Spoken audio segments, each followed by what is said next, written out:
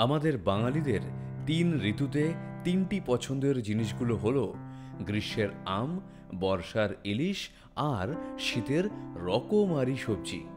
তাই ইলিশের মরশুম শুরু করা যাক বাঙালি বাড়ির সাধারণ কিন্তু খুবই প্রিয় ইলিশ বেগুনের ঝোল দিয়ে।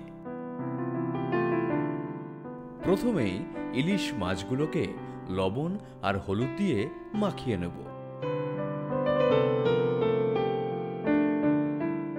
অপরদিকে এই রান্নায় একমাত্র সবজি বেগুন কেটে নেব।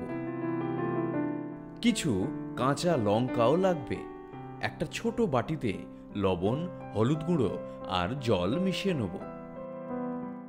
এই ইলিশ মাছের ঝোলে এক প্রধান উপকরণ হলো সরষের তেল। এই সাধারণ ইলিশের ঝোলকে অসাধারণ করে তুলতে আমরা ব্যবহার করছি সারফা কাচ্চিঘানি মাস্টার্ড অয়েল। আগেই কিন্তু ইলিশ মাছ ভেজে নেব। কথায় বলে মাছের তেলে মাছ ভাজা, আর ইলিশ মাছের ক্ষেত্রে কিন্তু কথাটা একদম সত্যি।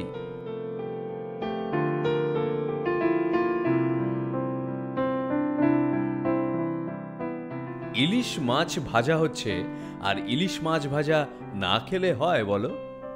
শুধু গরম ভাতের দরকার না, আগে ঝোল তো বানিয়ে নেওয়া যাক। তাই বেগুনগুলো সোনালি করে ভেজে নেব।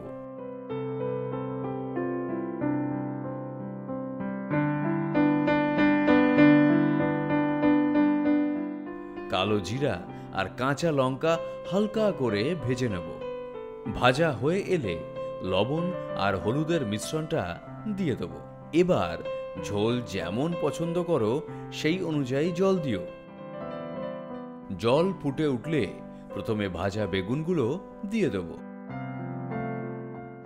তারপর ভাজা মাছগুলো দিয়ে দেব। সাবধানে দিও যাতে মাছগুলো ভেঙে না যায়। কিছুক্ষণ ফুটিয়ে নিতে হবে।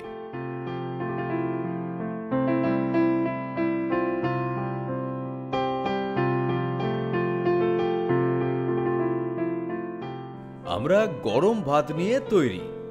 গরম ভাতের সাথে পরিবেশন করব ইলিশ তেল ঝোল আর ইলিশ মাছ ভাজা। এবারের ইলিশ খাওয়া শুরু করা যাক সারফা কাচ্চিঘানি মাস্টার্ড অয়েল দিয়ে। অ্যামাজন আর ফ্লিপকার্টের লিংকস রইল ডেসক্রিপশনে।